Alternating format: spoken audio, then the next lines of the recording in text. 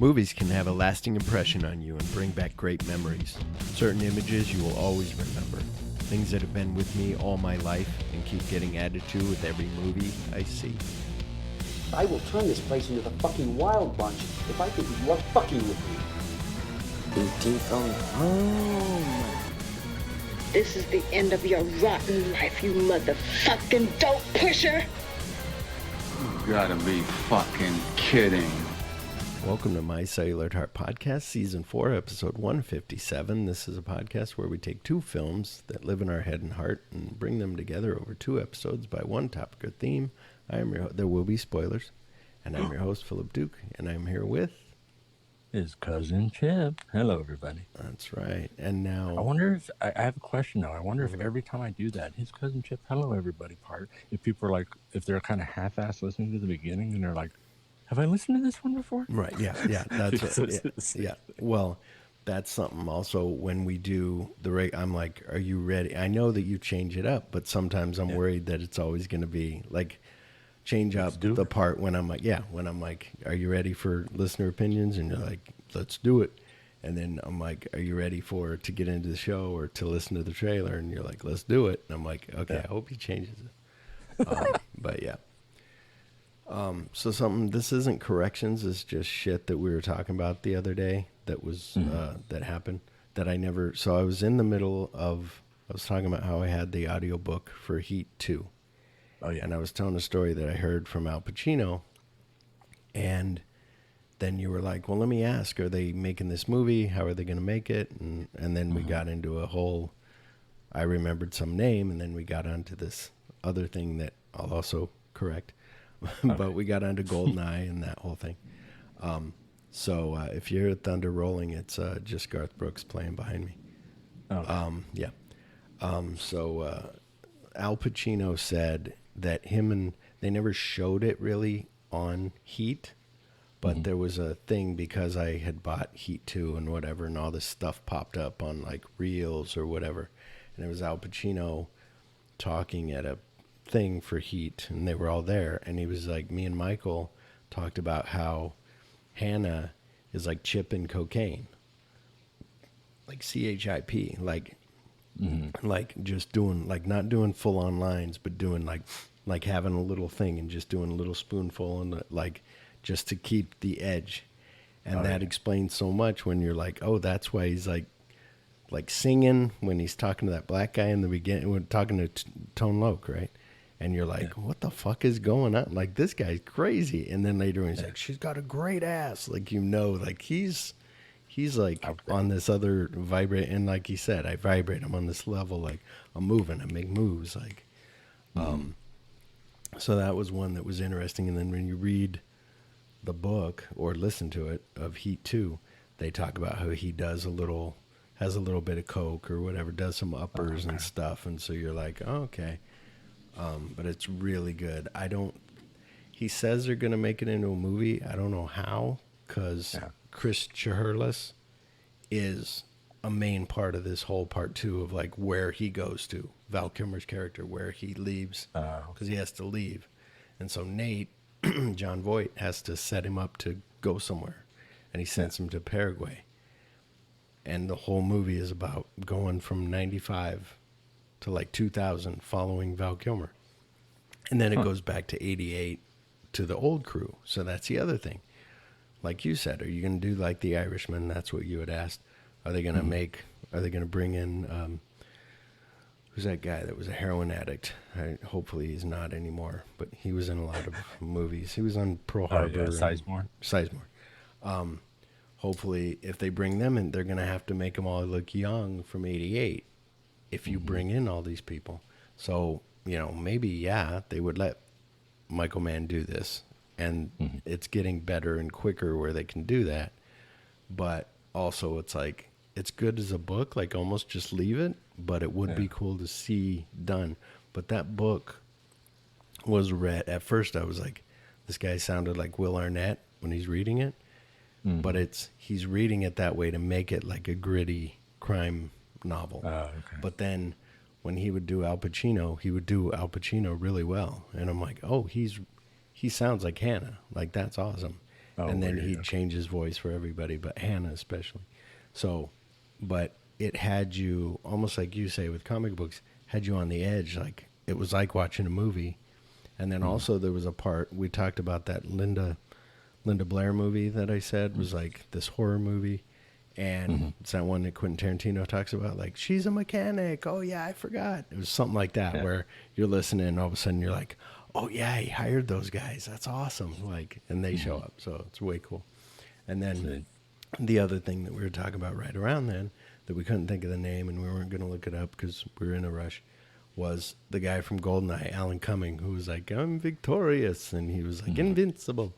So that was Alan Cumming, and he's great. And he was in X-Men 2, in case you don't know who Alan Cumming is. He's a night guy. Crawler. So that's that. Do you have anything going on before we get on with the show? Nope. I'm good. Just been inking up some stuff and having fun, and that's about it. Groovy, Marcia. All right, then. Let's get on with the show. Alrighty. Critics are blown away by The Last Boy Scout. Roger Ebert calls it an enormous hit. Its action sequences are thrilling. Bruce Willis, Damon Wayans, The Last Boy Scout. Look for it on video cassette. The Last Boy Scout, 1991. The plot, everyone had counted them out, but they're about to get back in the game. When the detective Joe Hollenbeck is protecting gets murdered, the boyfriend of the murdered girl attempts to investigate and solve the case. What they discover is that there is deep-seated corruption going on between a crooked politician and the owner of a pro football team. Stars Bruce Willis as Joseph Cornelius Joe Hollenbeck. It even says C on his, when he goes into his office, it's got the C there. Damon Wayans as James Jimmy Dix. Chelsea Field as Sarah Hollenbeck. Noble Willingham as Sheldon Shelley Marcone. Taylor Negron as Milo. So what's weird about Taylor Negron being Milo, if you don't know Taylor Negron, he was in Fast Times at Ridgemont High. He delivers a pizza to Spicoli. But he was also like a comedian, like started out as a comedian. Unfortunately, he passed away like 10 or 15 years ago. But he was a comedian. And then I think he even taught acting, kind of like James Best did, like taught an acting class. So, but he's pretty cool for, want to hear you scream, play some rap music. Danielle Harris as Darian Hallenbeck, who I used to always fucking hate because of this movie. I hated her. I was like, she's a little bitch. But then at the end, she has that turn, and she also has the thing where she tells Jimmy Dix, like, he was a big fan when you got busted, like, he stopped watching football. Yeah. But also then later, when I saw her in, like, Roseanne, I was like, I don't like this girl. And she can't be trusted. And then later on, I told you on one of our shows that we did recently, she was on The Connors recently, and she showed up and took Darlene to go like party, and they had this big party night. And I thought her and Darlene used to hate each other, but then all of a sudden she ended up dying and left Darlene like tickets to Hawaii. And so it was like, oh wow, like that was cool that they brought her back just to kill her off. Like it was just kind of cool. Let's bring somebody back to kill him. Well, it's cool that she's like, sure, I'll do it. And then she was in like the Rob Zombie Halloween, and she had been in Halloween 4 and 5 originally, and then she came back and was like naked in the Rob Zombie ones. Again, Phillip about the nudity. I'm like, that's that girl from Last Boy Scout, and she's naked. Holy shit. See, it explains the whole thing from Mallrats why you would say fuck us. She said focus. Yeah, well, you focus very much on the nudity. Mallrats. I'm watching Mallrats. I go, holy shit, that's fucking the girl from Three's Company, and she's naked. Oh, yeah. What the fuck is going on? Like, oh my God, I never thought I'd see her naked. She's back, like, awesome. And then later on, speaking of Rob Zombie, she's in The Devil's Rejects, and they rip her shirt off, and they're trying to kill her, and they kidnap her and Jeffrey Lewis, and it's great. And you're like, don't kill her yet. I'm looking at her naked body. I'm like, whoa, wait. But it's all right. But speaking of nudity, then Hal Berry as Corey, So they were like, hey, you want to be naked? You're playing a stripper? She's like, nope, because she was just starting out. I think this is before Set It Off even. Oh, And so she had just came from modeling and everything and winning Miss Universe or America or whatever. So they were like, you want to be naked? She was like, no. But then Joel Silver, who produced this, ended up later producing Swordfish and was like, you want to be naked?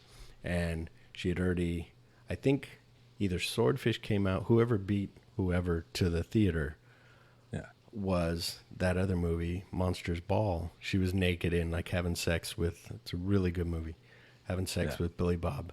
But this one was just her being topless, like on Swordfish. And she had just won an Oscar, and now she's back at work, like, okay. And so he paid her like $500,000 to show her breast. She's like, okay.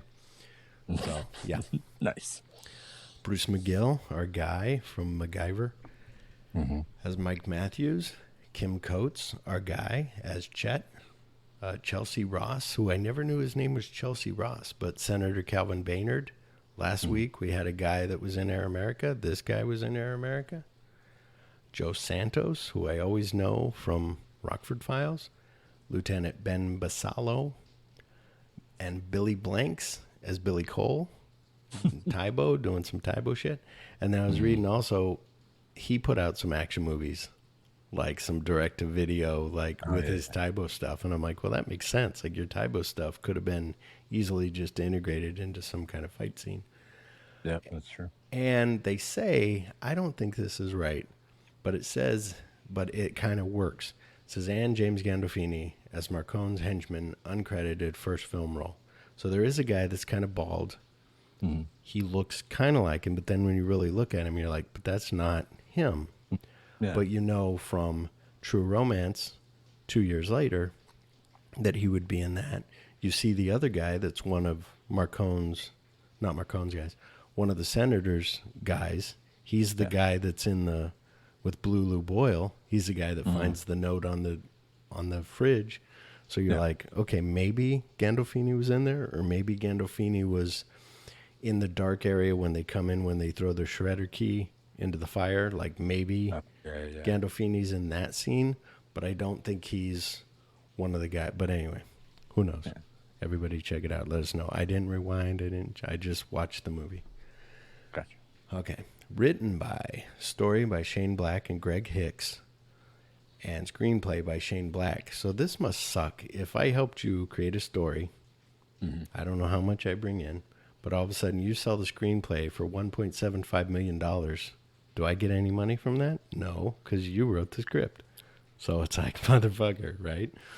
Yeah, but how does that work? That's what I'm saying. He's credited for the story, so maybe a little bit, but yeah, I wouldn't know. But also he had to, we'll get into it later, but he had to keep rewriting this. But so Shane Black had taken a 2-year break from writing, triggered in part by the end of a relationship. According to a Variety article on April 25th, 1990, the Geffen Film Company outbid other companies, paying a record $1.75 million for the script, with over $1 million guaranteed up front. Also, in an article for Creative Writing in December 2014, I read that whole article. It's really good if you're into writing. Like, just type in "I like violence," creative screenwriting, and it'll pop up. Black said, quote, "I was busy mourning my life and, in many ways, the loss of my first real love. So I couldn't find out if she did. It seemed like she just broke up with him and like left, and it was his first real love.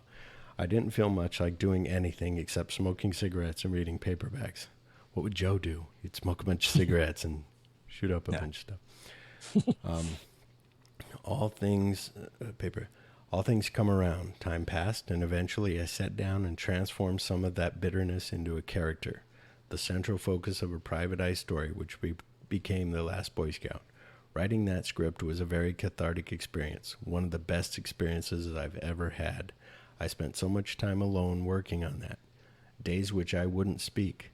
3-4 days where I maybe said a couple words. It was a wonderfully intense time where my focus was better than it's ever been. And I was rewarded so handsomely, $1.75 million, for that script.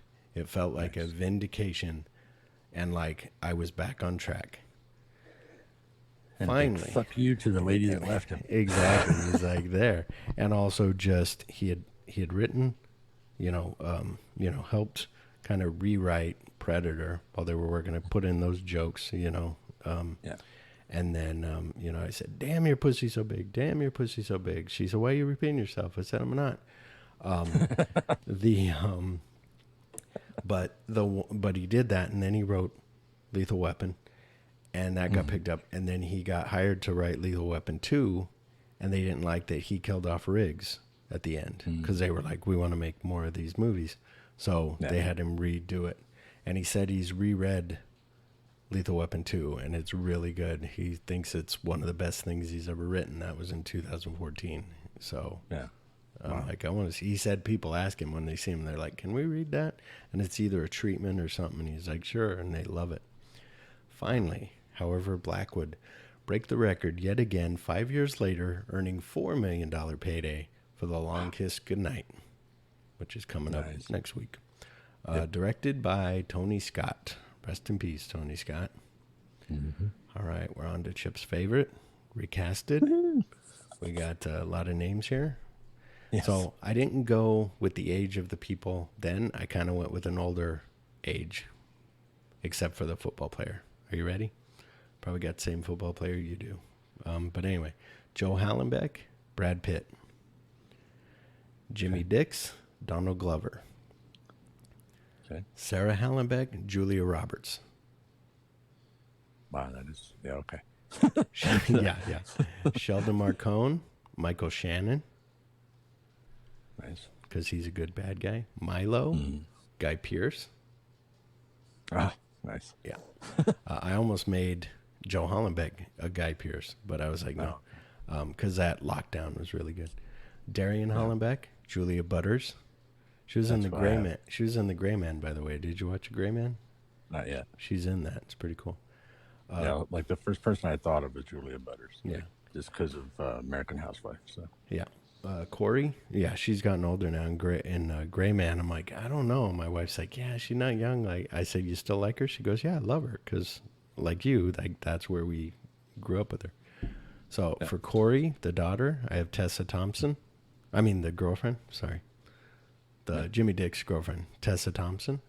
From That's who I have. Mike Matthews, I have Patrick Wilson. So I could see her being like fooling around with Patrick Wilson, but in love, well, supposed in love with Brad Pitt, whatever.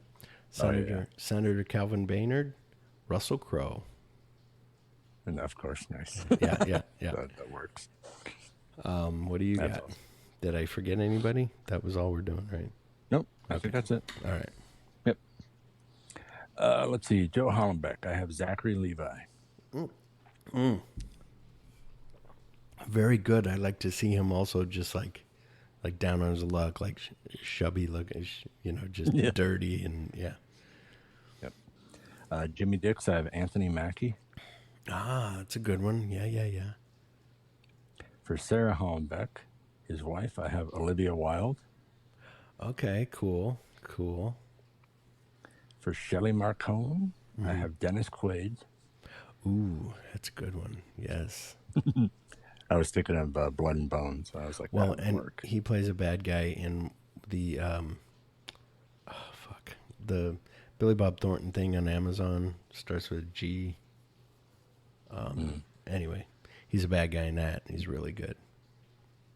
Sorry to For Milo, I have Zach Galifianakis. Interesting. To be serious, or is he going to be a little comical bad He'd guy? just be played exactly the same way Milo was, and Right. just be that guy, and Yeah. like that, just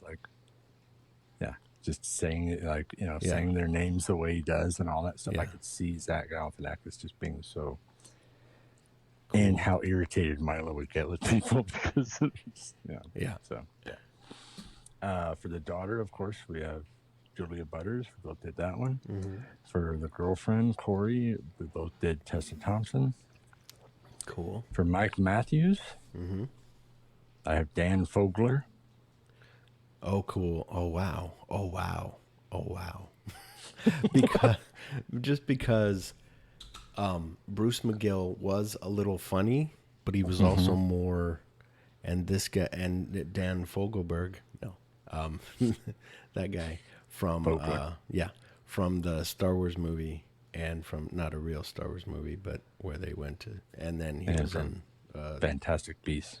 Yes, yes, that would be cool. That is a good choice. I like that. And for Senator Baynard, I have Woody Harrelson. Oh, you pulled out Woody Harrelson again. That's a good one. Oh no, I did last time. Did you? Awesome. Okay, I like it. Let's make our movie. Mine older, yours younger. Yeah, got it. And I thought that that'd be a good dynamic with a younger Donald Glover next to Brad Pitt, and Brad Pitt being just kind of, you know. Did you watch those videos I sent you, by the way? The Brad Pitt in the French video store? Oh, yeah. Yeah. It was really cool. And they did a couple of those, like that, whoever they are, they do interviews with people and just have them, you know. So it was really cool. Well, and my thing was when I picked Zachary Levi and Olivia Wilde as being husband and wife, it fit perfectly with Julia Butters being their daughter. Oh, Like, yeah. just, like, Oh, facial I see. structure and Oh, that's noses and right. everything. I picked way too young of a girl. Yeah. She's probably like not even 13. And yeah, I have her like daughter of Brad Pitt and Julia Roberts. Well, you just get Shiloh. I could have done Shiloh in there. Like, Shiloh would be cool. Like, I want to see her in a movie. I'm waiting for her mom to be like, okay, let's put you in a movie. Let me direct you in something. Let me whatever. But it doesn't seem like that yet. Because even I think the wife and I were watching something like Paris Jackson was in a movie. And you're like, you know, Michael Jackson's daughter. And you're like, holy shit. Yeah, and she sings now. She's got like her own record and stuff, and she very different music, but yeah. Cool. Hopefully she is as talented as her father. And I'll stop there because I don't know anything about. I haven't watched the documentary. I don't know. I'm afraid to watch it because just like Will Smith, I'll stop. I'll stop. My world will stop. Anyway, how did this movie come into your life? I don't remember. Because I think me and Joe Weedman went and saw this together, but it might have been you and me. Yeah. But I don't know. But I just remember, again, just... Well, there was a stint for a while there where me and you were just going to movies like all the time. Like any chance we got, we went to a good movie. And so I figured this is probably one of them. And you were never one to turn down going to a movie a couple times, whether it was once with Joe and then with me at a different time. So well, and then same thing with the Chip. Me and Joe Weedman went and saw Back to the Future 3. We're go all over the state, pretty much. That's what it felt like. All over the city, looking for Back to the Future 2 so we could rewatch it before we go back again because we love that movie so much. Total Recall in that movie and Speed were movies that we had to go right back. Well, I was that going same with day. you guys to go see it, and that's why. And I never saw 2, so that's why you guys went all over the place looking for it, was to show me 2 because I never saw it. Oh, I thought we went all over because we were going to watch it. My thing is, we were going to watch it, not with you. We were going to just watch it and go see the movie. And then it turned out where I was like, my cousin said he rented it. So we were like, well, let's go there. We'll watch it there. Yeah. So we said, let's go to his house. We'll watch it there. You had already rented it from Stalking Moon or whatever. Oh, okay. And then, maybe that's what it was. Yeah. And then we were like, okay. And then we sit there, and Joe's kind of like, we got to take these guys? Like, what the? And I'm like, yeah, come on. And he's like, all right. And then we go and watch it, and it's fucking glorious. Yeah. God damn, that was set up so good. Like, the end of 2 had that Union, the Western Union guy shows up. And you're like, and he reads that letter, and you're like, holy shit, like, this was made specific. Like, anyway, we're not here for Back to the Future 2, but yeah, I think I saw it in the theater, and then I bought it on video, and I would watch it all the time. This movie, I know more than maybe any other movie, maybe not Star Wars, but I know all the lines. Like, I could sit there and just do the lines with everybody, like, as we're going. And and so it was one that I had bought that. I had bought Die Hard 2, and I had whatever. And that was when Chip was like, yeah, if you were a cop, you'd be kind of smart ass, and I'd probably be dead, but I'd be a smart ass guy. And so that was again where I was like, I want to be a private eye. Like, yes, because of everything that you grow up being like, this is who it would be. And like in that thing, Shane Black says why people like violent movies or action movies like that is because he said he doesn't call, what movie did he say? Because he's like, it's not an action comedy. It's like an action thriller. And because there's thrilling stuff, like it's not just all action, it's not all whatever. But it was that thing of people want to kind of live out, like I want to be that guy type of thing, you know. And that's what's cool about that we said about Nice Guys, Kiss Kiss Bang Bang. Like you want to be like quick, like Val Kilmer. You want to be quick, like, you know, just witty. And I've heard in a couple things recently of people being like I feel badly. No, that means that your process for feeling is not where, no, a verb going on to that. I think I might have heard it on, it was on Shameless. Frank was like something about badly, and the woman's like, no, you said that wrong. Like, this is a verb, an action verb, and he's like, oh. But something to go back, talking about weird things that pop up, and I call them cosmic coincidences. So Chip calls me on like Saturday, Sunday, I don't know what day it was, and we're talking, and we talk about, it was Alan Cumming was the guy that we were thinking of. And then we hang up, and all of a sudden, and I'm listening to the rest of last podcast on the left, and they're talking about the Salem witch trials, and some reason they bring up Alan Cumming. I don't know if he was in that what's that called, the Crucible. I don't think he was in the Crucible, but maybe. But anyway, they brought up Alan Cumming, and I'm like, what are the odds we're talking about Alan Cumming, and then they bring up Alan Cumming like out of the blue? So it was crazy. Anyway, you ready to get to listener opinions? Yeah. All right. Well, you gotta have an opinion. Well, opinions are like assholes. Everybody has one. I hated this movie. Yeah, well, you know, that's just like your opinion, man. I like it! Opinions vary. Patrick Lewis, 6656, wrote, quote, great movie and the best one-liners ever. You're nobody. Shh, don't tell anybody. Projecting Film wrote, it set a standard for movies that has not been reached since, unquote. Batgrams wrote, a good old bunch of fun. 3 fire emojis that he put on there. Not necessarily meaning that's what he votes at, but 3 fire emojis. Yeah. Knuckle Spice wrote, fucking amazing. It's mean, heavy, funny, and action-packed. Not a movie for the sickative type. Can't forget the one-liners, and then some. Okay, can't forget the one-liners, and then some. Head of the stomach. You touch me again, I'll kill you. And then the Batgrams replied, at Knuckle Spice, circumvented it. So that was awesome. And Brent Dodson wrote, The Last Boy Scout is violent, funny, and fun. It's an action movie from a different era. Films like this don't get made these days. Shane Black, Tony Scott, Bruce Willis, and Damon Wayans all deliver. 4 hearts, unquote. So you got anything? You were looking at your phone. I thought coming to see if I was looking up Alan Cumming to see if I could figure out what it was. But wasn't in the Crucible?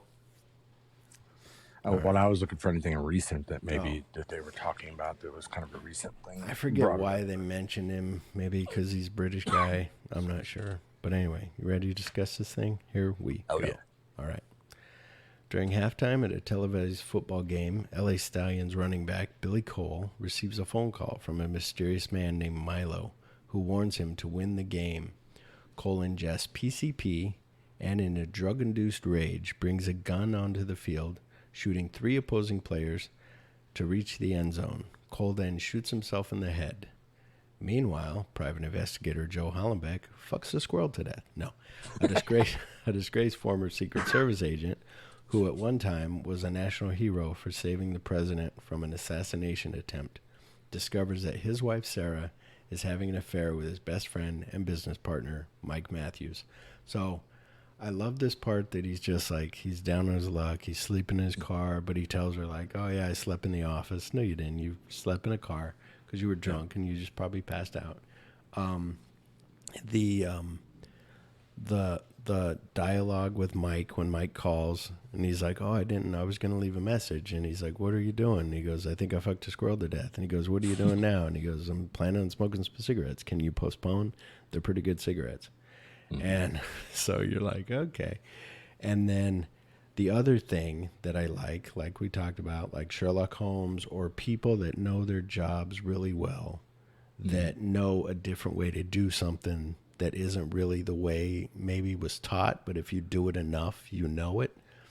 So with the detective and with Sherlock Holmes, I love in the first Sherlock Holmes movie with Robert Downey Jr., where he meets his girlfriend and he can't help but has to tell her, like, I see the ring, I see a thing on your finger where you used to be married and now this, and you're trying to play like you're fancy, but you're not, and like this whole thing. But also in this, where he comes in, goes to get some aspirin or whatever he's getting, and he sees the toilet seat up. He doesn't say anything, doesn't verbalize it. Then he comes in, and then he's like, who's the guy in the closet? And you're like, what the fuck? Like, and he's like, there's steam in the shower, but your hair's dry. So who's the guy in the shower, in the closet? And she's like, you're crazy. What the fuck? Blah, blah, blah. And then she's like, what, do you want me to open the closet? And he's like, no, I'm going to shoot a hole in that closet. And then, and then she's like, whatever, you're fucking crazy. And then finally he fucking opens the thing. He's like, okay. So yeah, it's all that where he like figures that out, but also where he just comes home, he's cleaning his gun. He's like, what's Satan Claus? Like they're having a regular conversation about their child and just, it's kind of cool. Well, and it's cool though, because I'd always kind of wondered, like when they have that conversation, he's there with his wife screwing around, and he decides after the conversation he has with Joe, I'm going to take a shower. Yeah. And so watching it again, I go, okay, because basically Joe said he had things to do. Yeah. He didn't, so yeah, he's like, I'll see you in an hour. He didn't realize the things he's going to do is go home. Yeah. Yeah. Yeah. Go home, change his shirt. Yeah. He thought like, oh, he's still at the office. Fine. I got an hour. Yeah. But Joe beats Mike, then accepts a well-paying assignment Mike had previously offered him to act as bodyguard for a stripper named Corey. So that's the one, head or gut. And he's like, what? He's like, but he knows. The other guy was like, what? And then his senator's like, what? But he's like, head or gut? And he's like, gut. And he's like, okay. What? I did want to remember, because I was going to, I remembered it while I was watching the movie, but if he wouldn't have come home, his friend would have died anyway, and he would have known that he was fucking his wife, because he would have went out to his car and blew up. Yeah. Yeah, there would have been. So he would have been like, what the fuck was the car doing here? Why did he blow up? Because he was going to meet me, blah, blah, blah. Yeah. So he would have known. Or why did he come to my house? I told him I'd meet him at his office, and then find out from the neighbors that, the car's been there all night. And right. But it's written this way, Chip. Come on. Don't pick on Shane Black. Mike is then killed by a car bomb outside Joe's house. While on assignment, Joe is approached by Corey's boyfriend, former Stallions quarterback Jimmy Dix, who was banned from the league on gambling charges and alleged drug abuse. After an argument between Joe and Jimmy, an annoyed Jimmy takes Corey from the stage while she is performing. So I love this in so many ways. I love that Joe is a smartass and kind of an asshole, but Joe's still answering all his questions. You didn't need to know, big boy, what do you want to hit me? You don't think an old guy like me could take you, do you, Jimmy? And he's like, what? You know who I am? He's like, yeah, James Alexander Dix. And he lays out that whole thing for him. And my phone just rang. It's weird. I didn't even put it on Do Not Disturb. Dinata. Here's the thing for your writing. Dinata research. There you go. Put that into a story. But it's that thing of him knowing him, and you're like, and he's like, oh, you know me. You couldn't even protect a cup of warm piss. And you spilled my warm piss. So all that is just great dialogue. And then he gets so upset that he's just like, fuck it, I'm going to take Corey out of here. And that he was cheating on Corey before, you know, when you first see him, he's like rubbing his head like, oh, I can't believe I slept with this white girl. And, and then Eddie Griffin being like, hey, and he's like, get back in there, monkey, whatever. And he's like, okay, get in your cage, monkey. Yeah. In the cage. So that was funny. Joe plans to wait outside where he is knocked out by a team of hitmen. So again, just made out where you realize this guy, $2.25 for a pack of cigarettes. He looks through his coins. He doesn't have $2. And he's like, fuck, doesn't even have, you know, barely has, my dog likes to shake, barely has money. And then finally he looks down and sees that cigarette. And he's like, so then he's like, what? He's like, I'm not a piece of shit, but he bends down to get that cigarette. Yeah. And goes to pick up a cigarette and then just gets thumped over the head by these guys. And you're like, what the fuck? Like, holy shit. Yeah. And knocked out by a team of hitmen. Jimmy and Corey leave the bar in separate cars. And so I like where she's like, where is he? And he's like, what, that fucking guy? Like, what's he going to do, breathe on him? And so but she knows she's in deep shit more than he does. She hasn't told Jimmy. But she did tell him, like, maybe I'll get your job back, you know. Jimmy and Corey leave the bar in separate cars while Joe is able to overpower the single hitman left to dispatch him. So, again, this is another cool fucking, I fucked your wife last night, you know. And he's like, what? And he's like, yeah. He goes, how'd you know it was my wife? She told me her husband was a big pimp-looking motherfucker with a hat. And he's like, stop with the jokes already. And then he's like, ask me how fast she is. All right, how fast she? And then he starts laughing. And then he fucking stabs him in the throat with a fucking beer bottle, and then goes running.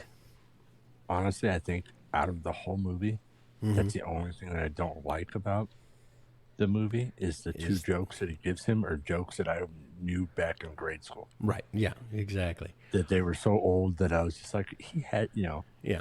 What? Well, it's in a way. I thought that maybe not. Like Predator has some jokes that you didn't expect, so they're not old jokes. But yeah, those are like older jokes. But then again, 91, so maybe just a couple years before that. But still, like when you're sitting there trying to think of a joke, you're like, what haven't people heard? What haven't people heard? And so, yeah, there's a couple jokes in the Predator movie that's pretty cool. I like the Predator movie, the new one that he did, him and Fred Decker did. Yeah. When Corey's car is struck from behind and she stops to confront the other driver, she's brutally killed by the hitman. So that is brutal. Like she's just getting out like, hey, they what's just going on? unloaded a clip into her. Yeah. Jimmy is fired upon, but is saved by Joe, who manages to kill two of the hitmen while one of them escapes. And one of the things I read was like John Woo had influence on this movie too. It's like just because he comes running out with two guns, that's not John Woo. Like this is just, you know. And the only thing I could think of was just it was very much a Riggs kind of a situation. Yeah. The whole running with two guns and just shooting. Yeah. Riggs is a good runner. Mel Gibson. While one of them escapes, they are subsequently interrogated by detectives Basallo and McCaskey, who are suspicious of Hallenbeck. So I like too where he's like, this guy, I know he's, you know what, this smells like shit. This fucking statement smells like shit. And he's like, I know he's lying. There's more to him, whatever. And he's like, what do you see? He's like, I see a guy who slept in his clothes. And he's like, no, that's a guy who saved the president. And he's like, what? And he's like, yeah. And you're like, oh, there's more to this guy. Which is cool because that's very much kind of the same thing as the Riggs thing, where Riggs, special forces, and then they're, it's using that kind of a situation where it's that same type of character. Yeah. In Lethal Weapon, it's like, this guy's crazy. And then when he's like, we got to do this full on, are you in? And he's like, yes, I'm in. How you want to do this? We'll play it head on, like boom. Yeah. At Corey's house, Jimmy and Joe find a tape phone. So that's where he's like, how you can, yeah, I'm not planning on using a key. So you're aware of the alarm system? And he's like, what alarm? He goes, I can get through it. I put it in, I installed it, I can do it. And he's like, okay. And then he goes, what'd you do? He goes, I circumvented it. So, and then he's like, I'll vacuum you dust. Yeah. So Jimmy and Joe find a taped phone conversation between Senator Calvin Baynard, who is leading a congressional investigation into gambling in sports, and Stallions owner Sheldon Marcone. So it's the other cool thing of, for one, that Jimmy is a drug addict for his pain. So he goes, and he just lost his girlfriend. So he goes in that thing, Barbasol, whatever, fake little safe thing. And that's where he finds a tape and all that. And by the way, saw the new Jurassic Park, horrible, but they brought in the Barbasol, like one of the guys, the Campbell Scott is like the main bad guy. And he's got white hair now, looks like Tim Cook in this movie. But anyway, but it was cool because then he's like, gets the drugs, and then they put the tape in. And then Joe and I used to always make fun of, because we'd play tapes in his car, and it was like, fast forward eats a goddamn tape. I didn't know. I didn't fucking, why don't you get a better shitty car? Like your shitty car eats a tape. But that, like little things like that, like how do you write, like you're writing these things, like they're, like he also explained in that interview that I read, was like, to make the action happen, to propel the story, and not just to have something happen. Like this Jurassic Park movie was all just mindless action that was stupid. Yeah, like CGI. a Transformers movie. Yeah. And there was no character development, no nothing. Although I did get almost a little teary-eyed at the end. So I always get teary-eyed. Let's talk about Melrose Place. Melrose Place, the gay guy adopted this girl, or was taking care of her. The little girl, whoever foster people are like, we got to take the little girl. You can't have her anymore. She goes to walk away to get on the plane. She turns around, runs back. It's the run back that always gets you. All of a sudden, I'm like, when I'm watching Melrose Place back in the 90s. This one was Blue. If you've seen the first Jurassic World or the second, Blue is a raptor that Chris Pratt has kind of trained and give mutual respect to. Yeah. Well, that's in the very first Jurassic World. Now in this one, at the end, spoilers. He brings a baby back to Blue, and Blue's had a baby automatically, kind of like Ian Malcolm always said, like they can just have babies because they're monitor lizards. So so he gives a baby to her. Blue comes, grabs the baby, and then they run off. And Chris Pratt's just watching, and all of a sudden Blue comes back to be like, thanks, like kind of, and I'm just like, like I'm getting all like, I wasn't crying, but I was like, oh, it's a sweet moment. Like out of that whole thing, like I got that. Okay. But anyway, so where I was going with that, I have no idea. The little things. Yeah. So this movie has like when you write a good script, it's got that good stuff. And like you and I've said, like Shane Black, like we love all of his shit. So it's great. Well, he paces everything just so well that no matter who directs it. Yeah. No matter who directs it, and as long as you have good actors, it comes across perfect. Yeah. Yeah. Like if it were done by, I'm sorry to shit on this, but if you were to have, at this point in time, if you would have had George Lucas directing this and some shitty actors, it would come across low way down. Yeah. No, for sure. And the same thing with that he has things happen to him. Like I said I started to listen to the Kiss Kiss Bang Bang audio commentary. I need to finish it. But at that time, Val Kilmer was a little annoying, I think, to them because he was asking questions. Did somebody beat you up in the yard? Like, how did you come up with this guy dragging Robert Downey Jr. out and beating him up? Did you pull this thing? And he was like, yeah, I did get beat up once, and blah, blah, blah, and tells that story. And it's either little things that he has had happen to him that he writes down, or like he said, he'll come up with some scenario and he'll write it down. And then when he's writing the story, he's like, oh yeah, I could put that in here. Like this would be good. Like we'll get to later, I think, if I wrote it down. But anyway, when the tape is ruined in Joe's faulty car stereo, Jimmy realizes that Corey tried using the tape against Marcone to put Jimmy back on the team, prompting Marcone to send the hitmen. An anguished Jimmy attempts to drive home in Corey's second car, only for Joe to stop him. And like you said, it's great because you're sitting there, and that's the other thing that was in this interview, was where he's like, you don't want to be ahead of the audience or behind the audience. Like, you want to be... So when he's like, oh, I'll take her other car, and he's like, she had 2 cars? He's like, yeah, whatever. And he goes, and then Joe sits there for a little bit, and then Joe's like, Corey had 2 cars, and he fucking takes off and goes, and you're like, oh, awesome. Because you're thinking like, oh shit, like there's a bomb in there. Go. An anguished Jimmy attempts to drive home in Corey's second car, only for Joe to stop him. He reveals that the car was rigged with a C4-based car bomb. The two are attacked by a squad of hitmen, the inventors of Scrabble, who Joe tricks into blowing themselves up. So it's cool where he's like, was it there? No, it was Milo, like you said, who's like, calls him Joseph and calls him James. And he's like, what? And he's like, yeah, he calls me Joseph. And you're like, a conversation these 2 guys are having, just like when Marcone's like, anybody else in your position right now, like later on in the movie that we'll get to, anybody else would be like shitting themselves or really nervous, and you're just like, don't give a fuck, you know. And that's what's good about that character, not caring. Like, he still loves his wife, like he said, but if you killed him, whatever. But also, like, I'm not going to give you guys the advantage of, you know, being in pain or whatever, giving you anything. So, yeah, that part when he's like, we're being beat up by the inventor of Scrabble. And unfortunately, the explosion destroys the remaining evidence. So I did write down here later, we'll get to, but a gunshot, in case you're wondering, a gunshot does not cause that to explode. But somebody said if he might have hit the detonator, then it could. But, you know, the odds are very unlikely. Yeah, because that was my only objection, was that he was like, you're just gonna put it in there? It goes, yeah, let's just leave it out here. He didn't explain that I unplugged it so it's safe, kind of a thing.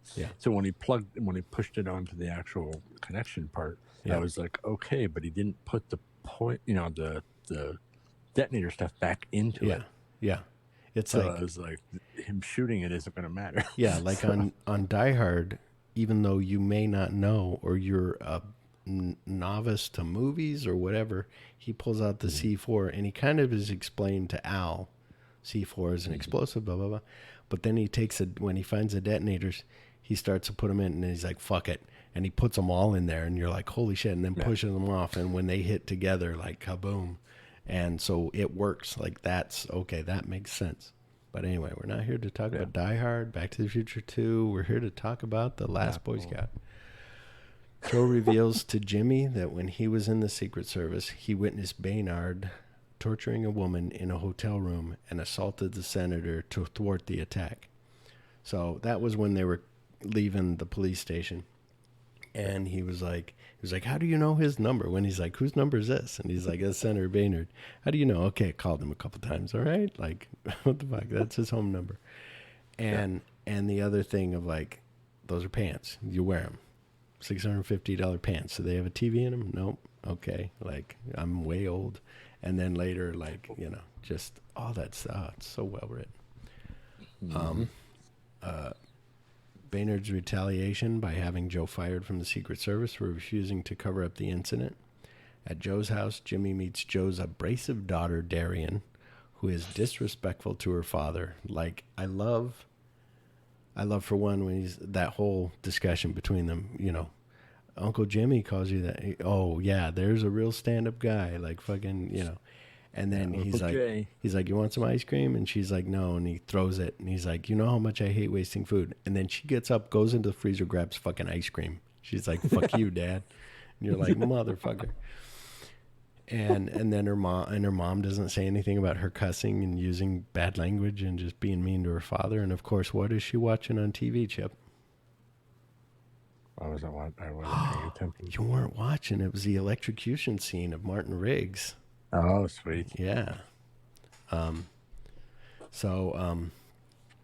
abrasive daughter, disrespectful. When Joe catches Jimmy attempting to use illegal steroids in the bathroom, Joe kicks him out. So this is a sad moment as a viewer. Like, you're you're thinking like, oh, they're kind of bonding now. And he's like, that's you with the president? Like, it's not a cardboard cutout. And you're just like, I did one of those with so-and-so.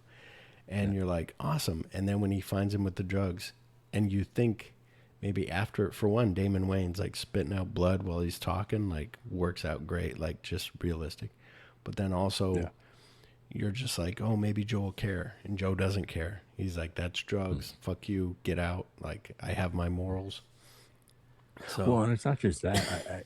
I saw it differently later on, especially when after having kids and stuff, where it's very much you do not bring that shit into my house where my daughter is. I will fucking kill you kind of mentality. I saw it that way too, where I don't have kids, but I was thinking, it's also like, you brought fucking drugs into my house. No, you're getting out.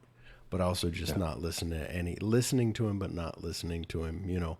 And also, when she explains, like, her dad was a big fan, now that's him walking into his big sports icon, and he's getting ready to snort a line off of his fist. And you're like, oh, okay, that tore him down a little more. Yeah, and that's the coolest thing about it, is that when you look at it from two different perspectives, you look at it from a story perspective, where there's not this exposition thing. It's this shit happens, and then he starts talking about the Demerol and talk about how his knee's shot and all that. So it's telling the story without having to go through this whole pointless little moment where he's like, oh well, my knees are shot and like it's him like bitching about it. And it was cool for that. But then it was also the, how they say you never want to meet your heroes. Exactly. As Jimmy leaves, he is asked by an apologetic Darian to sign a football trading card stating that Joe was a fan of Jimmy's and never watched another game after he was banned from the league. And also before, when she's like, is that like your high school number or something? And she's like, when do you graduate? You're like, motherfucker. And he's like, you want to be left alone. He leaves her and the signed card to the daughter of the last Boy Scout. Learning of Mike's affair with Sarah, Basalo and McCaskey assume that he was killed by Joe and move to make an arrest. Milo, who is working for Marcone, kidnaps Joe as McCaskey arrives at his home. Milo shoots McCaskey using Joe's revolver to set him up for homicide, then brings Joe to Marcone's home. So now we have a little bit of a fact. One of the best tough guy moments in The Last Boy Scout was a leftover from Shane Black's original Lethal Weapon script. The scene comes midway through The Last Boy Scout when Willis's Hallenbeck is being roughed up by a bad guy, Chet, future Sons of Anarchy actor Kim Coates, who's also best friends with the guy I was just thinking of when it said to the daughter of the last Boy Scout. I was thinking of Armageddon and Will, what's his name? Will, he was in the Dark Knight, and he's in Armageddon, and at the end he's like, I just want to shake the hand of the daughter of the bravest man I ever met. And he shakes what's her name's hand. Oh yeah, okay. You're talking. He was in Go. I'm looking at William Fichtner, yeah. And but he was recently on a Michael Rosenbaum. And Michael Rosenbaum, he's like, you and Kim Coates hang out? He's like, yeah, we're best friends. Like, fuck this guy, whatever. It was funny. Hallenbeck warns him, if you touch me again, I'll kill you. And proceeds to do just that by punching Chet's nose directly up into his brain. In an earlier draft of Lethal Weapon, Riggs did the exact same thing. And though it didn't make the cut in that film, Black recognized it was too cool a scene to leave unfilmed. In reality, it's physically impossible to kill a person this way, but who cares? It's still a cool scene. Sorry. He fucking killed him. That's right. 2 for 2. Marcone explains to Joe that he has been buying Senate votes to legalize sports gambling, but that Baynard tried to blackmail Marcone for $6 million. Being aware of Joe's history with Baynard, Marcone says that it would be cheaper to kill the senator and frame Joe for the murder. So again, like we said, this is a cool moment where any other movie would be like the guy'd be tied up or he'd be kind of scared maybe or whatever. And that's what's good about a Shane Black film is like you got Kiss Kiss Bang Bang where they're tied up, but he's still making fun of the guy being gay and wanting in his pants, Val Kilmer is. And And then the thing of they're interrogating the guy, and he's like, "There's like a 1 in 20 chance, like a 20% chance. Who taught you math? What the fuck? Like you shot the guy. Like you imagine a bullet in your brain, or imagine anyway." So Joe is forced to hand a briefcase filled with money to Baynard's bodyguards, while another henchman takes pictures. But he notices that Milo switches it with a briefcase rigged with C4. That was like clever as fuck. I don't know if that was written that way, but I love how that's a turntable. Like that'd be easy. Like, oh, here, here's your drugs. Okay, thanks, or whatever. Well, and I love the look on Bruce Willis's face. Is like, what the fuck? Yeah, he's like looking at Milo like, what? Joe is rescued, and that's a guy, like we said, from True Romance, the Italian guy. I don't know if he's really Italian. He doesn't really talk in this, does he? Joe is rescued by Jimmy and Darian. I love that, too. He's like, rescue attempt. He's like, blow me. Because, yeah, it was a rescue attempt. And then when Darian walks up, and this, again, like you said, about maybe the jokes, where, like, is a guy going to put up with this guy telling jokes? Or is he just going to shoot you? But also, like, maybe I'll get some jokes and I can tell the guys back at the henchman lair. And same thing with this. Like, no, the girl stays. Milo's like, no, the girl stays. You're not just going to be like, get the fuck out of here and we're going to, But still, it works out. She's like, here. He's like, what the fuck? Like, what are you doing? And then when he puts his hand in the puppet, he's like, okay, all right, I'll do this. So, Yeah, I love how his demeanor changes. Yeah. Oh, okay. Yeah, this is more pussy than you guys have ever she's just seen. slowly stepping back. Yeah, going, that's what I noticed more this time. I think was her stepping back, and I'm like, oh, that's awesome. Joe is rescued by Jimmy and Darian and acquires both briefcases after running the bodyguards and Milo off the road. However, Milo survives. So again, there's our guy from The Burbs. I know you hate The Burbs. No, you don't hate The Burbs. You're just not as big fan as I become. Duckerman. But it's that guy. He's in Die Hard. He's in Gremlins 2. I love him. He died of cancer, unfortunately. Rest in peace. Maybe we'll have his name for the next show. And Milo, and so Milo and them jump out of the car as the car goes into his pool, and he's like, they set my pool on fire and they did all this, and she kicks him. However, Milo survives, and while Darian is left to wait for the police, he abducts her. Heading to the stadium to rescue Darian, Joe and Jimmy are captured and escorted to Marcone's office. Jimmy creates a diversion, allowing them to fight their way free. So again, that's where before they kind of did that, where that they're a good team because they're when they're being beat up by the inventor of Scrabble, they're like, he's like, you're here for the envelope the hooker gave us, right? And he's like, she wasn't a hooker. He's like, shut the fuck up. And you're like, oh, okay. And then later when he's like, he's kind of telling him like, I got nothing. And he's like, okay, I'm going to, and he punches him. And then he's like, I got the key. It's in my underwear. And he's like, okay. And then he goes, no key. It's the kind that shred. And you're like, yeah. No, one of those little plastic keys. Yeah. Kind of shred, yeah. Jimmy creates a diversion, allowing them to fight their way free. Realizing Milo will attempt to shoot Baynard. Did you get the name? Well, I kept saying Duckerman. I said it a couple times, but his first name is Rick. Rick Duckerman. Duckerman?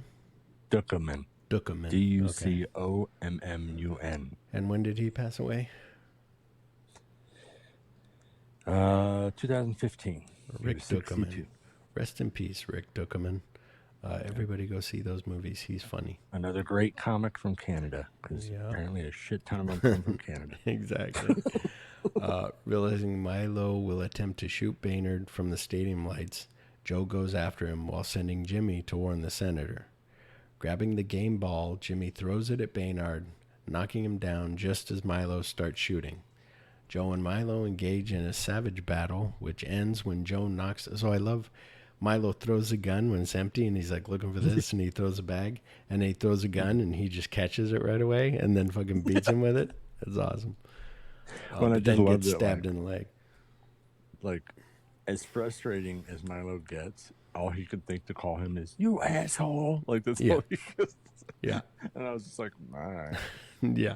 I think I'd rather have been the inventor of Scrabble. Yeah, exactly. Because he would have came up with better words. Yeah.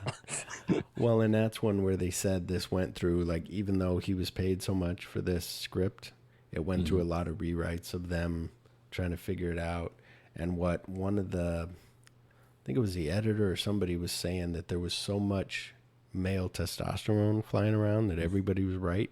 So you had Bruce Willis maybe fighting with Tony Scott fighting with Joel Silver fighting with, everybody to like, they said when a problem would happen, Joel Silver was like a navigator trying to take over the plane and throw everybody out the windows. Damn. And so it's that thing of like all these people thinking that they can do it better and maybe just kind of going with it. And we'll get to it later, but Joe and Milo engage in a savage battle, which ends when Joe knocks Milo to the edge of the stadium light platform where SWAT officers shoot him several times.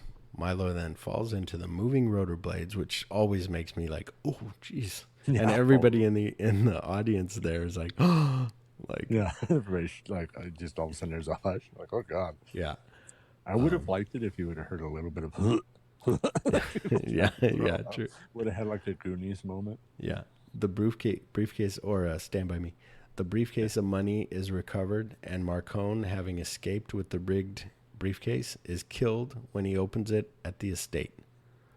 So that one I kind of, because he says, where's the case? He says, in the back seat.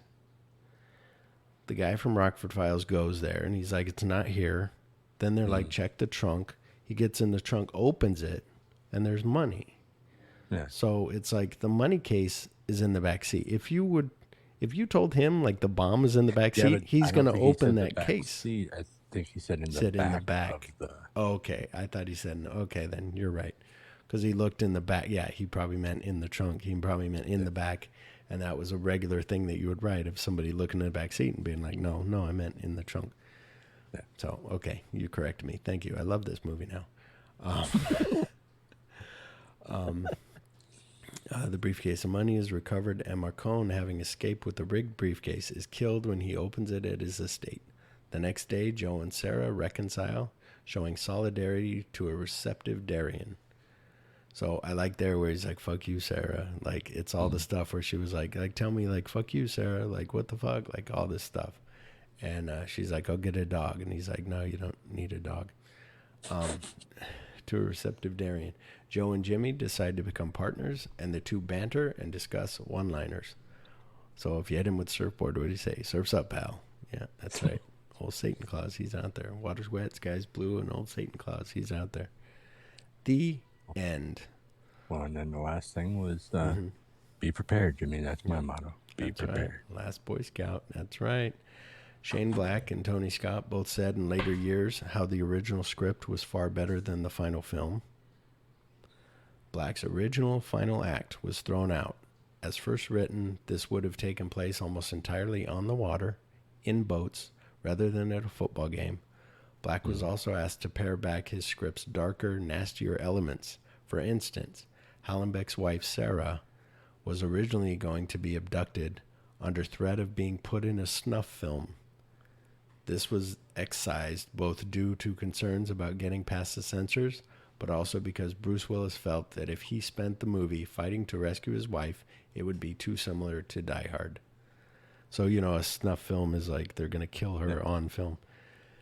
Yeah, but that's also very too much of him being getting through his own crazy shit. Right.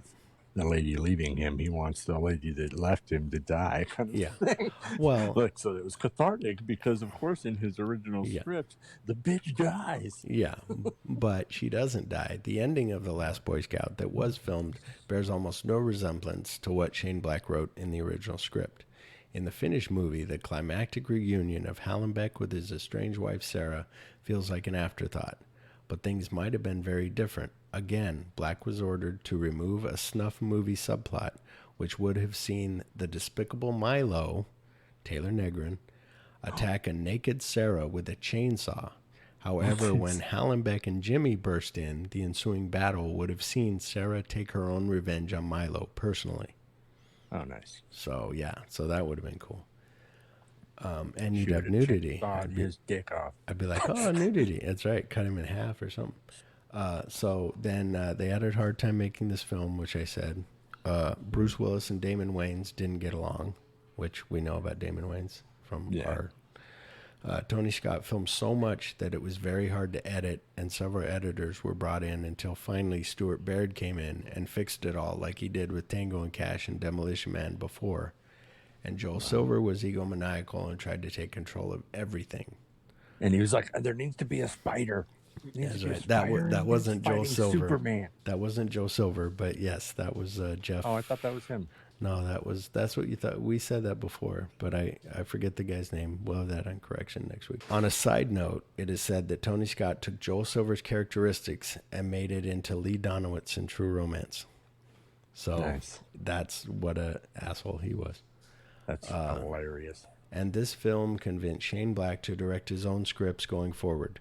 Shane Black would write 2 more movies for other directors, Last Action Hero, actually a rewrite of an existing script in collaboration with David Arnott for John McTiernan, and as previously mentioned, The Long Kiss Goodnight for Rennie Harlan.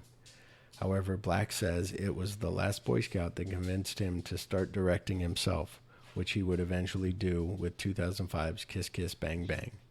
Black explains this was, quote, not because Tony Scott did a bad job, but because there were so many things I wished had played differently.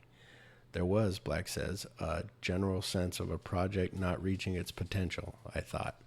Someday I'm going to take on a movie like this and fight to make it the way I want. Since Kiss Kiss Bang Bang, Black has directed Iron Man 3, The Nice Guys, and Predator. The Predator.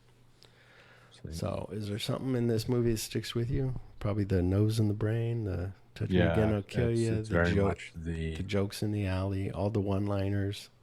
Yeah, all the one-liners. But I think I've always, whenever I think of this movie, I think of that "touch me again and I'll kill you." Yeah. Like it's just that's the number one thing which is cool because of the fact that it was taken from Lethal Weapon and put into this. Yeah. Very cool. And then that made it like. I don't know. Lethal Weapon is so good with them having him hang up and electrocuted and then so good. Anyway, not here about Lethal Weapon. We did that already.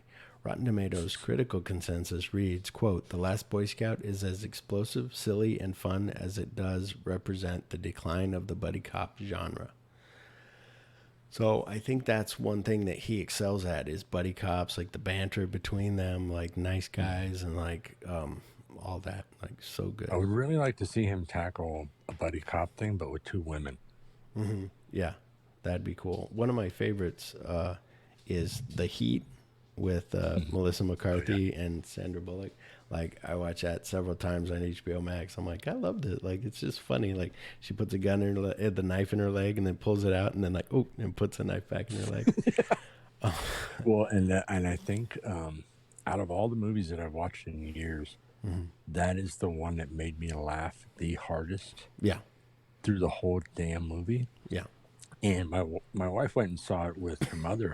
And I was like, you went and saw it without me? And she's like, I didn't think you'd like it very much. It was okay. And then we watch it at the house and I'm laughing my ass off to the point where I can't breathe. Yeah. And she's looking at me like, what is wrong with you? I'm like, it's fucking hilarious. Yeah. Yeah, where she just on a thing, and then we'll rate this movie. But I love when Sandra Bullock's interrogating the guy, and Melissa McCarthy comes in, and then she's like, "Oh, are you waiting to see an officer? Like, are you?" And she's like, I'm one of the cop. Like, I'll fucking slam your head in this door 5,700 fucking times. Like, get out here. And you're like, Jesus Christ. But also how cool she is, where she's like, "Is there drugs behind this?" Like, Sandra Bullock's like, "Was there drugs there?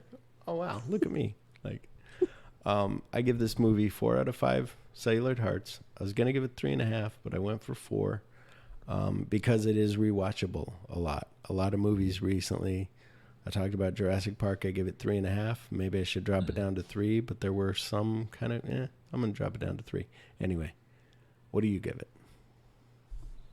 I'm going to drop Jurassic World down to 3. This one stays at 4. Okay. Sorry.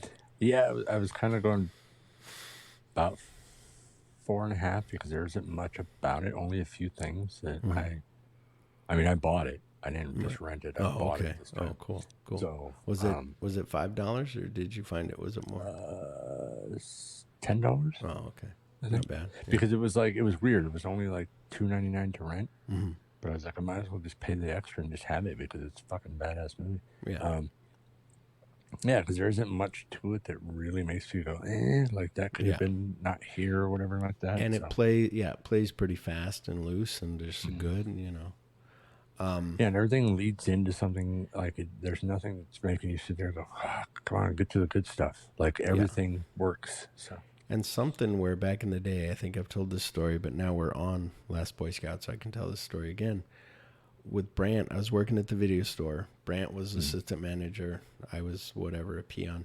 And so I had bought Last Boy Scout, and Brant had bought The Postman, and he didn't like it. So he was like, I bought this movie, fucking The Postman. I thought it was good. I heard great things. It's horrible. And I was like, I really liked it. Like, I got choked up when she's like, come running by, whatever. She's telling the story at the end. And he's like, oh, do you want it? And I'm like, yeah, I got Last Boy Scout. Like, I'd watched it so much that I was like, I watched it so much on video that when I bought it on DVD, I was like, you want it? And he's like, sure. So we traded, I think I traded him 2 movies for The Postman because I really wanted The Postman. I got The Postman. I gave him that. And then years later, I'm at his house and I'm like wanting to borrow some movies and I'm going through and I'm like, oh, you got Last Boy Scout? I go, is this one that I get? He goes, it might be. I don't know. You can have it if you want. I'm like, really? So I took that one. And then later he gave me all of his movies. But so I have that. It's those cardboard fold out like Nightmare on Elm Street was. So pretty cool. Nice. But yeah, this is a good movie. Are you ready for Phil's film favorite of the week? I don't know. Am I? I think you are. You'll be a little jealous. Bullet Train from 2022. Bastard. The plot, the end of the line is just the beginning. Unlucky assassin Ladybug is determined to do his job peacefully after one too many gigs gone off the rails. Fate, however, may have other plans, as Ladybug's latest mission puts him on a collision course with lethal adversaries from around the globe, all with connected yet conflicting objectives on the world's fastest train. And I gave it 4 hearts. And like we said about seeing a movie in the theater, when I saw Thor, Love and Thunder, I was laughing at the funny stuff. But when you're in there with either people who don't get it or something, I don't know. And it's like you said, with Thor, Love and Thunder, you need to realize that that's him telling the story of how he sees Thor. It's like his Jimmy Dix. And so there was a lot of people in there. My wife's like, why is there so many people in here on a fucking Tuesday here at Harkins to see this movie? And I'm like, I don't know. And she surprised me with it because she was like, we're going to go do stuff. I said, okay, that's what we did on Tuesday. I couldn't think of. She's like, we're going to go to Home Depot. Then we got to go to Lowe's and pick up some sand and some rocks. And I'm like, okay. And then she goes, then we're going to go somewhere. And I knew that she had brought her hoodie. So I was like, oh, we're going to go to a movie. And she was like, oh, did you see me get the cups? Is that how you know we're going to a movie? And I said, no, I didn't see the cups. I saw the sweater. Anyway, so she she was like, this is what time the movie starts. Now she'll know. She'll bring the hoodie and like throw it in the car first and be like, oh, he doesn't know. Yeah. But seeing this with all those people, everybody laughed at all the jokes. It was like I said, how Thor Love and Thunder was not as good of a movie experience because nobody laughed as much as me. And it was like, come on, this is funny. Why is nobody laughing? This was like boom, boom, boom. Like everybody's laughing. Like, and the wife even, she started to maybe go to sleep, but she got into it. So it was really neat. And Brad Pitt's just awesome in it. And everybody else who, there's some cameos in there, which are really cool, which you'll love, which I'm not going to spoil, but, Sweet. So it's really cool. Directed by the guy that did Deadpool 2. It makes you wish that Thor Love and Thunder, like they would have done a beginning thing with the guy that's basically supposed to be telling the story about him and his view of it. I think it would have been cool if they would have started out almost like somebody sitting down for an interview. Like, tell me about and then it would, and then it goes into to where you're like going into his brain, seeing everything from his perspective, to where maybe people would have gotten it a little bit better. Yeah. Because it just baffles me that people were that dense Yeah, I think, I yeah. don't understand. Well, and the other thing they say that about the World War Z book was like interviews with different people.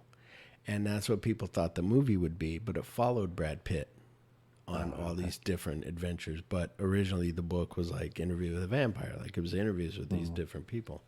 And so it's way cool. But anyway, the movie's more like Dracula. Yeah. Yeah, in a Because it would have been from different people's perspective of like Harker. What was his name? Who, the main guy? The main because guy. it was all like the whole book was basically just nothing but like written by their point of view or something. Yeah. Well, and also it's interesting. Like here's how somebody sees it. It's like you and I said, and then we'll get on with the end of the show. But it's almost better in Strange New Worlds. Spoiler: they bring in the Gorn. And if you know the Gorn, which I haven't even seen the original yet, but the Gorn is a guy in a suit that looks like a miniature Godzilla. A 6-foot Godzilla. And they do the Gorn in Strange New Worlds where they don't show it. And they've been on like 2 or 3 episodes. And you're like, holy shit. Like, you just imagine it. And that's what's cool, is even better when just here's my story that I have. And then is Dracula worse than you're telling me or better, So it's way cool. By the way, the original Dracula, I think, is $5 on iTunes. You should check it out. It's really good. Anyway. Chip and I will be back on August 26th for... Hello, girls. Caitlin, come help me in the kitchen. Hurry up, because I forget where it is. That's her mom. She's got amnesia. What if you couldn't remember your real name, your first kiss, or your last goodbye? I don't remember. Honey, you have an ETA on that carrot? Stow it. And then suddenly, I used to do this. I'm a chef.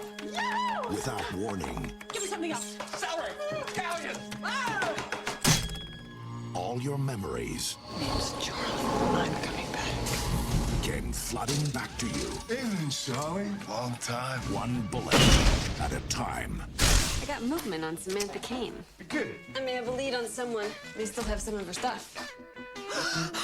This man, he's gonna help me find some things out, so we'll be safe. Your full name is Charlene Elizabeth Baltimore. This could be trouble. My name is Samantha Kane. No, forget all that. I'm in the PTA. Then quit! You're an assassin working for the United States government. We have 24 hours. We find her, and we kill her. Run for your life!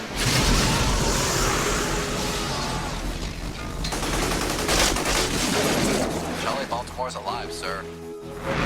Who are you? Name's Charlie. The spy. Back when we first met, you were all like, oh, phooey, I burned the darn muffins. Now, you go into a bar, 10 minutes later, sailors come running out. What up with that? Honk if there's any trouble. Yeah, so Miss Daisy, I'd be honking. If you have plans for a calm, quiet evening, Cover your ears. Hey, should we get a dog? it's time to kiss them all. Good night.